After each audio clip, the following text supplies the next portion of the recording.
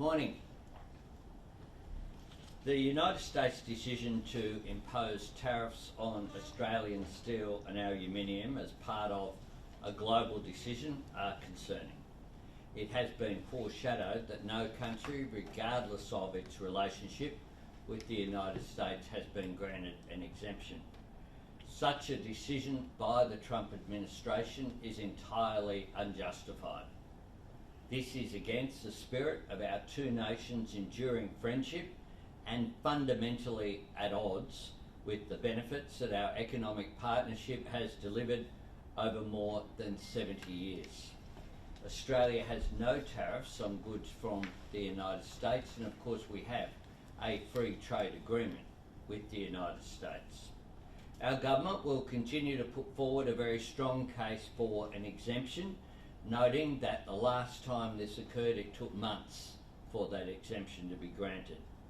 We will advocate for Australian trade with the United States at every level and through every channel.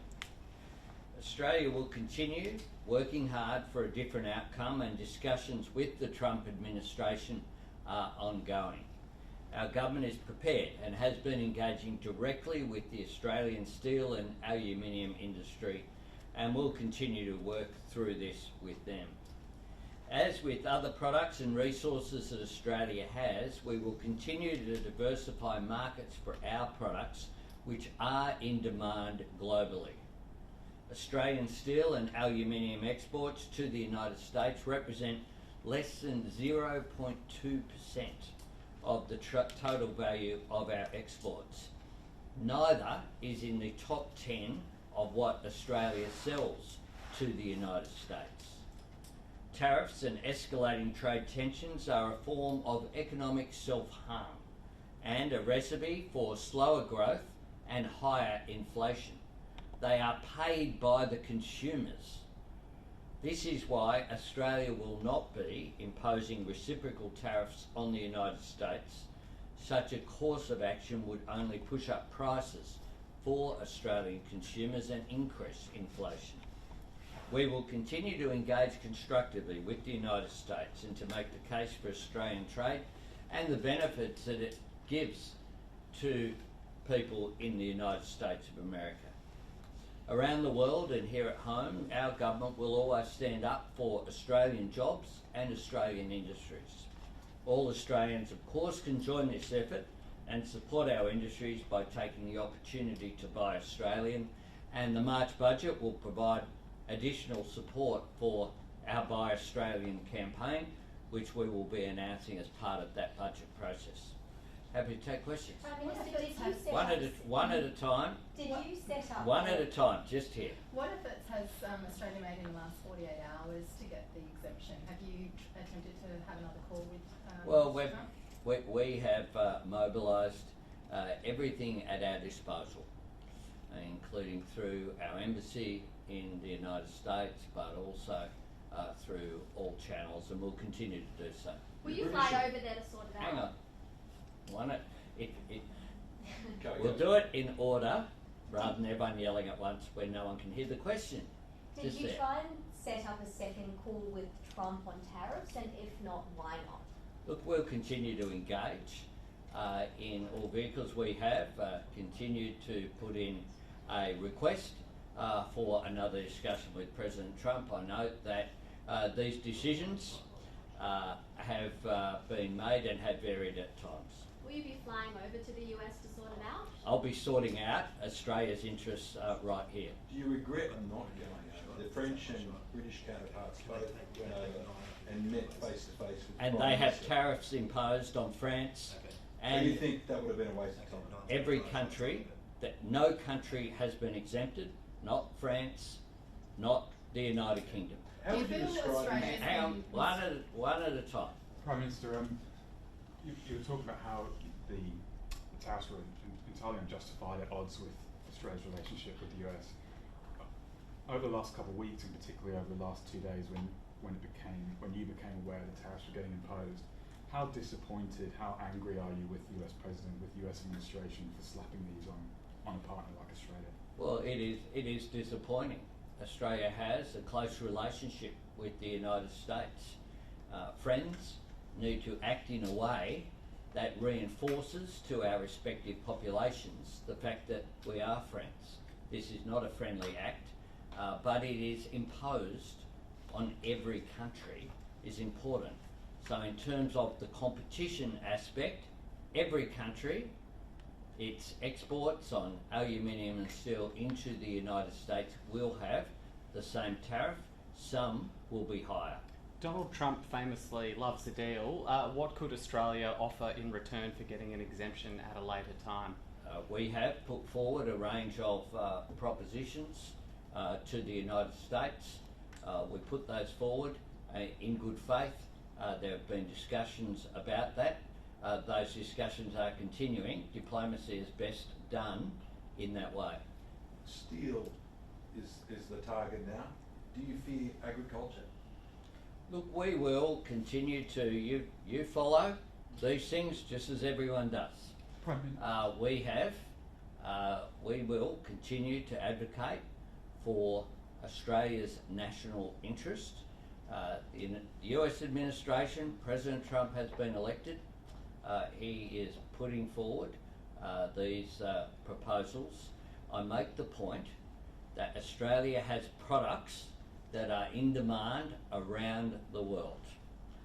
We get through these issues just as we did, got through other issues in the past, but Australia has resources that are in demand and will continue to engage constructively with the United States. What's the say about Kevin Rudd's effectiveness? Do you need to send another ambassador now?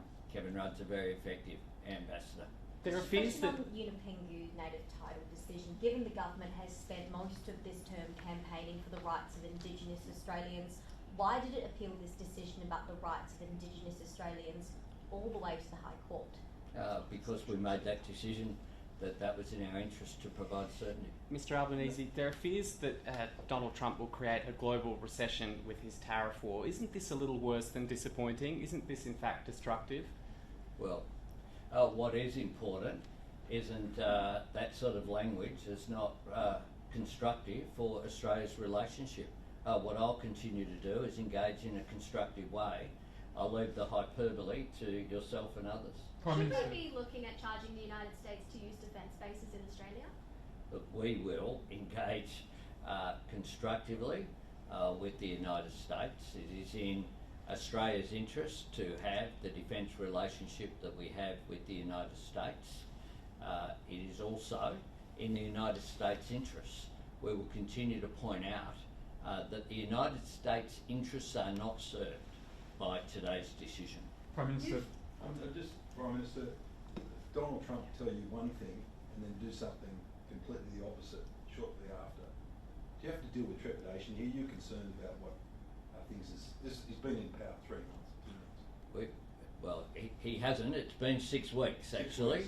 It seems like a year. It's been 6 weeks. What we will do, and that's why in our statement we very clearly have said we'll continue to engage constructively.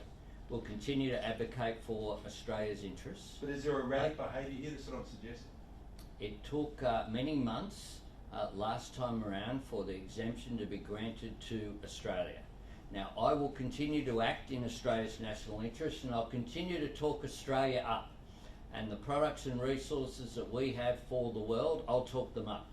I'll leave the talking down to the other side of politics, which is not in Australia's national interest. Prime Minister, And then here. do you think this move breaches the US Free Trade Agreement? And if you do think that, will you take action at the World Trade Organization? Sorry just to add one on, but can I just get your reflections on the revelations on Monday to do with the Caravan and the anti-Semitic attacks and so on as well? Okay, seamless segue Sorry, from one to the other. Look, can we stick to this and then I'll come back there? How about that? That's fine.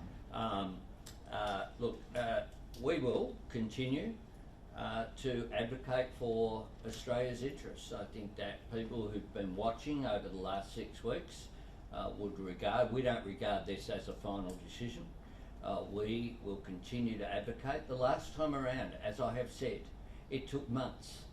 And at that time, the Labor Party in opposition backed in the government of the day, backed in the Australian government, didn't engage in the sort of commentary that I've seen the opposition with their opportunistic cheering against Australia's national interest.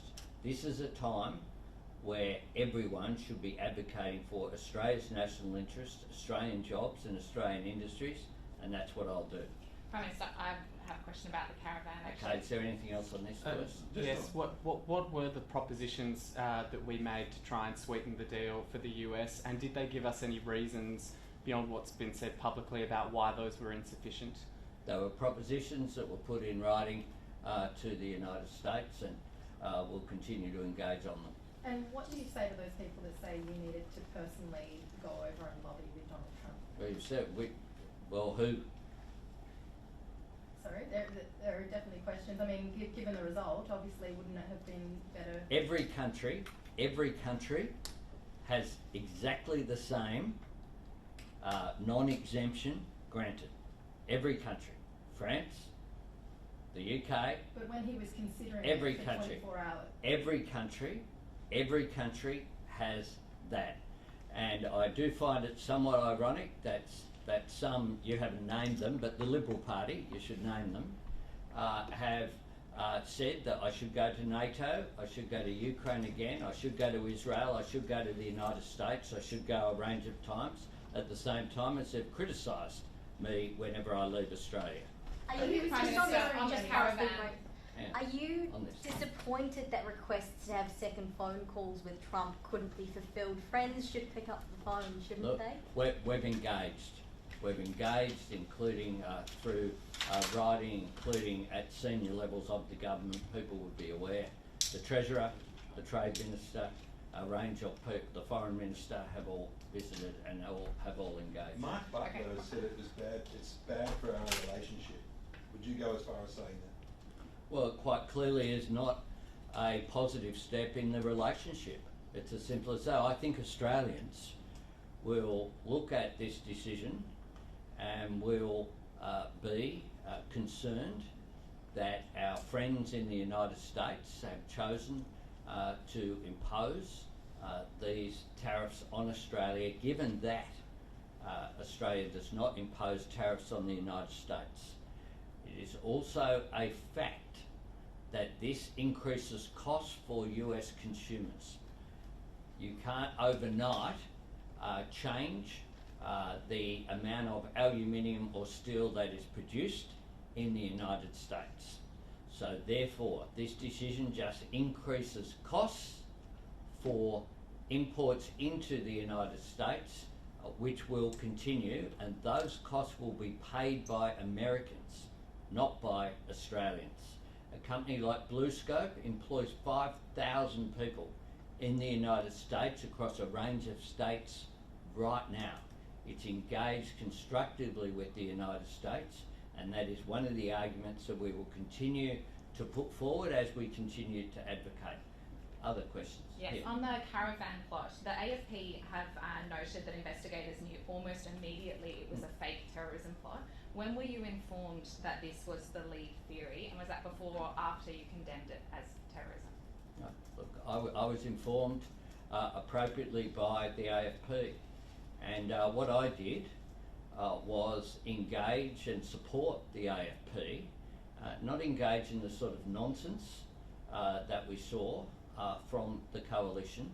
You had a leader and a deputy leader who, in question time, in Parliament, I called for them to get briefed by the AFP and by our security agencies. I have known for some time what the AFP thought and what the ASIO and our security agencies thought about the events that occurred, including the Caravan. What I chose to do, in spite of some of the media commentary and in spite of the criticism of the opposition, was to act in our interests, back our security agencies, back the Australian Federal Police, and allow them to do their job. And that is what responsible leadership looks like, not the commentary that we saw from members of the coalition. Prime Minister, Prime on Minister. that point, if it's on that same topic as possible, it's Last one. you know, the revelations on Monday, what looks like an incredibly elaborate plot from someone pulling the strings afar. Yes. Caravan was, of course, a hoax. Jewish leaders said yesterday that they're concerned that while that was a hoax, that could be used as ammunition for people to call fake on the legitimate instances of anti-Semitism in Australia. What do you make of those fears? It was a hoax, and the police have done a thorough and full investigation. They gave full briefings in appropriate forums, and briefings were available to others who chose not to receive them. Just on that. And I make this point though, that the fact that it was a hoax does not mean that it didn't create fear for the Jewish community. It did. So whilst it was a hoax and the motivation was about criminal activities and not related to those issues, the fear that it created was very real, and that is absolutely understandable that people felt that fear. Just on the native title decision, does that, you fear, open the door for conversation, billions in conversation? The decision is of course not a final decision. There'll be a whole court process arising out of this. We allow legal processes to take their course.